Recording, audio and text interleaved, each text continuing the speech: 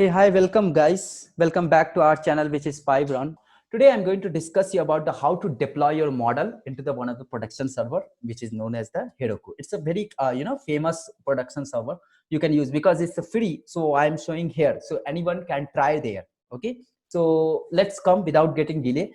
And again, I'm requesting to everyone. This video might be get longer, so please be patient because it's something which is going to deploy. If you will miss something, then you will face a lot of issue. Now coming to the part of deployment, what is the deployment? In the previous video I created one, I solved one problem statement was what was the problem statement? Basically, if I'm giving money to anyone, whether he or she will reback me or not, right? So it's a kind of classification problem. We applied decision tree and we created a model, everything we had done in our previous video. Again, I'm requesting to everyone, whoever watching this video, then first of all watch this video, previous video. I'll give this video link in the description. So first watch this video, then only jump into this video. Otherwise it is no use at all. So once you create your model, I created my model, and after creation of model, I saved my model. If you can see here, if you can see line cell number 36, I created my model and saved my model into my local directory. If you can see in this third last, I'll make it a zoom. Okay, so you can see this model.pkl file is been created. Now your model has been created. Now next, what to do next? Okay, so next your model has been created. Then so once your model has been created, now I'll show you the what is the use of that. Once your model has been created, you have to pass the input in the form of the array, but user will not know. Means as an end user, they know UI only. Here, okay, here we have to pass the credit policy, here we have to pass these things, this thing, then only he is going to pass. But if you can see this, I have my model, but I don't know what to pass. Okay, because I developed this model, so I know I can pass in the form of the array, I can do that, but end user will doesn't know, right? So now you can see, if I'll give this link to anyone, you can access this model, you can predict your result from anywhere across the world, right? But right now, whatever model I had created, I only can run, or whoever sitting with my system, they only can run. So how how you can deploy your model so that anyone can access that, right? So two things we need. One thing, we need this UI you have to create. For this also, I create I'll give you the idea how to create a UI. Don't worry at all, don't be panic about the UI. Again, in order to design this UI, this is not a job of data scientist, this is a job of the front-end developer who will design for you. They will integrate your model with this UI and you will get it out, right? Hope you understood about that. Now I have to now coming to the deployment part. So in order to deploy, once you create a model, you have to go to the PyCharm, and in PyCharm, what to do, you have to create a new project. You can create a project, give any name, project. Once your project has been created, whatever model you saved in your local directory, save in this directory, in this root directory. How to save? Just right click and click on the paste, it will save it here. Now once it is done, then next what is to do? Next we need index.html. Again, I'll pass this code to my GitHub repository and I'll paste that link from where you can clone the project and you can play around that. So this is the index.html. Here I pass all the input parameter, like this box. I designed everything. In future, if you need more boxes or if you want less boxes, so what to do? You can copy paste this line only. You can copy paste this line of code and it will create a separate means more. How many times you are going to copy paste, that many time it will create that many box. But in future, if you are less number, then you can delete that things, right? Okay, so hope you understood that about the index.html. You can create this, and again guys, the format should be like this. Under the template folder should be index.html. You should not put this index.html in the root directory of the project. You have to create one separate folder with the name of templates, and in the inside of templates you have to keep this index.html. Hope you understood. Next, coming to the requirement.txt. Okay, so what is this requirement.txt, guys? Basically, whatever things we need to deploy and whatever things we need to train our model, that whole library I kept it here, because again it will run in production server. So how the server means machine, that machine which is situated in the some remote places. So how to install all those things in the remote server? So that's what I created a requirement.txt file. Under this file I kept all those dependency or Python packages with their version, and done. Once the requirement.txt is done, coming to the app, you have to create a one Python file. Right click new and create a Python file and give the any name. As of now I gave the app.py. Again, here what to do here, basically what I'm going to do, we use the Flask library. Flask is basically used to create a REST API. You can use the Django also, but Django as a beginner I'm not suggesting. If you are a beginner, then don't go with the Django. First try with the Flask. Flask is very easy. You can see, you can feel it out. Okay, so which is used to create a REST API. So what I'm going to do, I just load my model wherever my model is there. I load it and I kept inside a model variable. Now this is for my testing purpose. Line number 9, keep it, remove this. You can remove this also. And here, once you hit the URL, what is showing, if you go to the Google Chrome, after hitting this URL, if you can go, after hitting this URL, I am getting this UI, right? So at the first stage, this is known as the root directory /.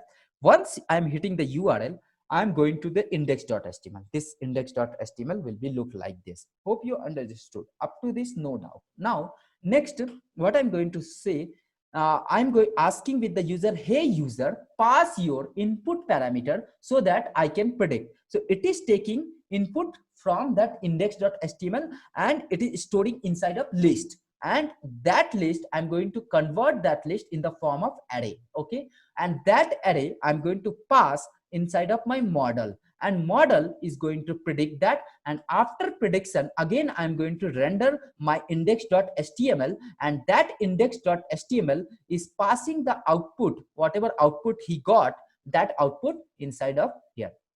Okay, hope you understood this app.py. Once the app.py has done, this file has done, you have to create one more file like a proc file. What it's doing, what is the job of proc file? Because in the same project it might be lot of Python file will be there. Which Python file I have to pick during the runtime?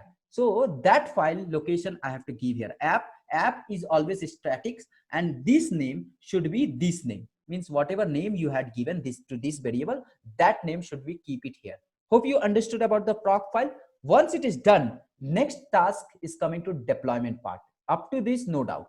Now coming to the deployment part, there is a two way I told you. One is use the help of the command line, another way is used to by the GUI, graphical user interface. Means with the help of the GUI GUI also you can deploy your model into the production server. So basically what to do, basically you have to create one account into the Heroku. So how to create an account, I'll show you. Just go to the heroku.com, and here is the option to sign up. How to create an account in Facebook? If you don't know how to create an account in Heroku, then search how to create an account in Facebook. Okay, how you are creating your account in the Facebook, same way you can create your account in the Heroku only. That's a very simple way. Okay, I'm not going to teach you how to create an account in the Facebook, right? So basically you have to give all those details and create an account. That's all. You will get email ID and password, and once it is done, you can log in from here. Okay, I'm doing the login.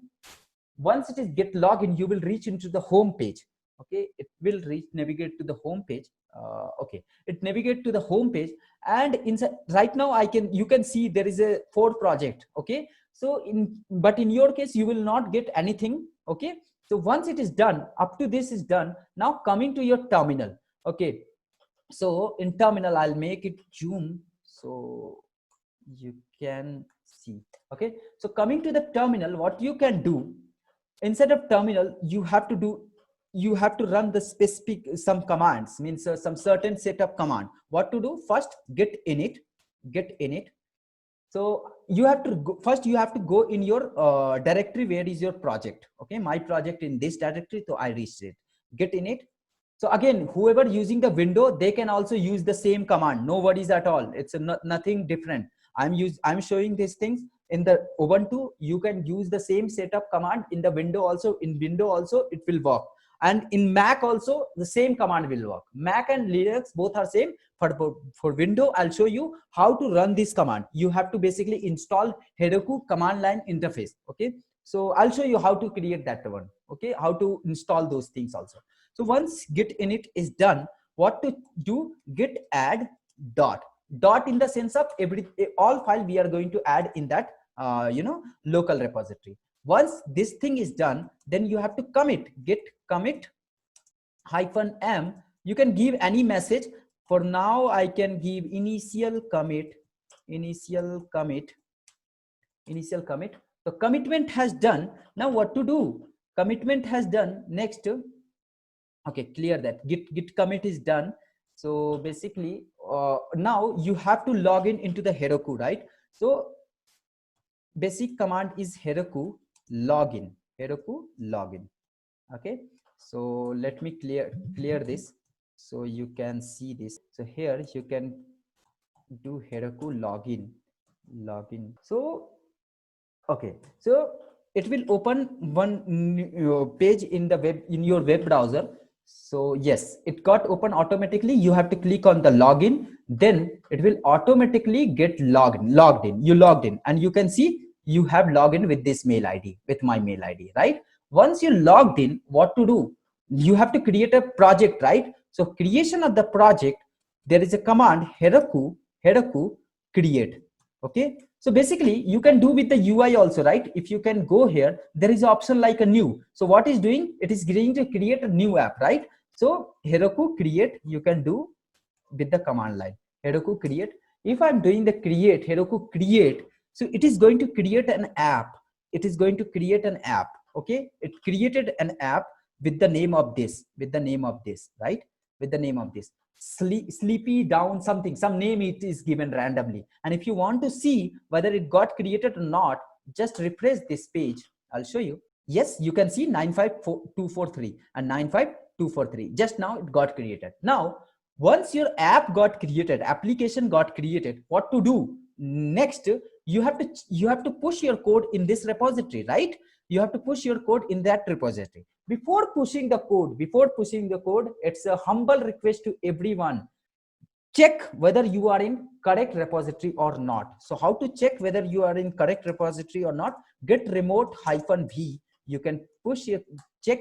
Okay, I am in this repository, right? So same repository which is showing here. Now I am in the same repository. Now how to push that? Git push Heroku master. I'm going to push my code into the Heroku master.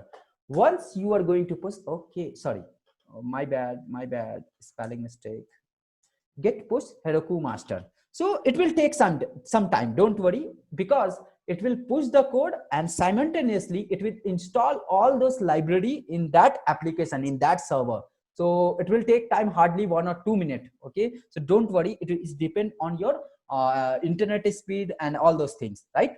So it is installing. You can see with the log, it is installing all those things. Python app detected, installing Python version, installing all those things, step tools, all those things it is installing. It is also installing SQLite 3 also, because in Python by default it is coming as a, okay. So it is installing, don't worry, don't be panic. So this is the way how to deploy your model into the production with the help of the command line. Now coming to the thing, how to deploy your model with the help of the GUI. Okay, I'll show you that also, don't worry, just allow me some time, let it to be deployed once. So everything is working fine. So it is installing all the packages, all this file. You can go to the PyCharm, and if you can open the index.html, these many packages we need to work with this application. So it is installing all those things, and your app, you can see in this message, deployed on Heroku with this URL. If you can open this URL, okay, if you can open this URL, control Shift C, okay, so done. It is done. Now, if you can open this URL, copy that URL and go to your browser and hit that URL, you can able to see, yes, I can able to see. Now you can pass this URL to anyone across this world, and they can test your model, they can play with your model, right? So this is very easy, right? It's a very interesting thing. Now your complete data science life cycle has completed with the decision tree, right? So in the first video I showed you how to create a model, and now in this video I showed you how to deploy your model into the production server. Now no one can say I am a fresher in data science, because see, I can able to predict. Yes, I am able to predict. Okay, so everything is fine. Done. Now coming to show you how to deploy your model with the help of the GUI. That is also one of the interesting thing. Window user, especially for the window user. Okay, so for the window user, I am requesting please follow this instruction, because something will not work in the window. Okay, so what to do for the window user? You can create a new app. Okay, create a new app. You can give any name, like test. I am giving test, and here you have to select. Okay, test is not available for some reason, 1 2 3. This is also not available for, this is also not available. No worries, DETR something you have to give. This is the, that's what, it's a very typical to select some name. Okay, because in through the command line it is going to select a default name. Decision tree 1 2 3 4 5 tree. Is it available? No, it's not available. Okay, is it available? Name should only contain a lowercase. Okay, sorry, it's my bad. Okay, is it available? Yes, it is available. You can give any name. For sake of knowledge, I can give any name, right?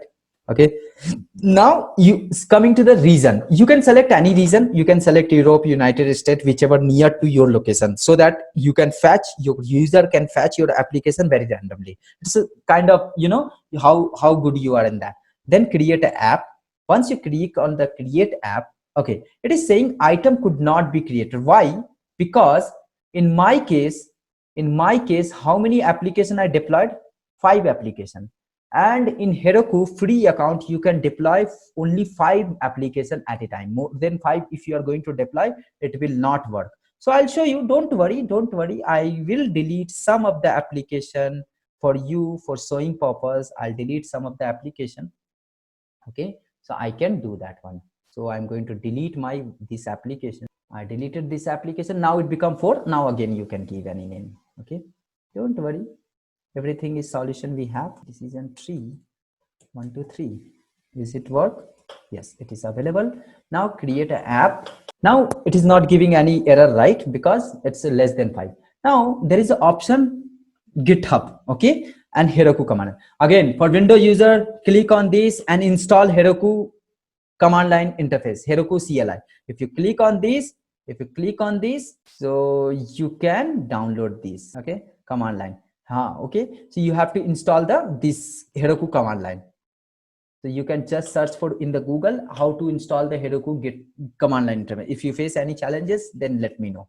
And click on the for GUI. Who want to do all these things with the help of the GUI, then you can pass this GitHub. Click on the GitHub, and you have to push your code first in the GitHub. And I pushed my code in my GitHub in this repository. My repo name is TZ identification. And just a minute, guys.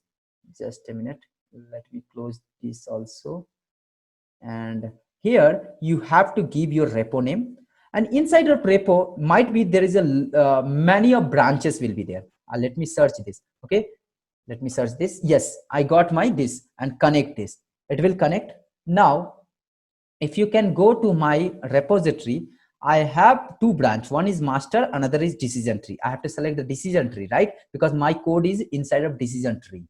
So here you can give the branch name also. Yeah, there is an option to give the branch name, decision tree. And there is a 2 option, like enable automatic deployment and manual deployment. What is mean by the automatic deployment?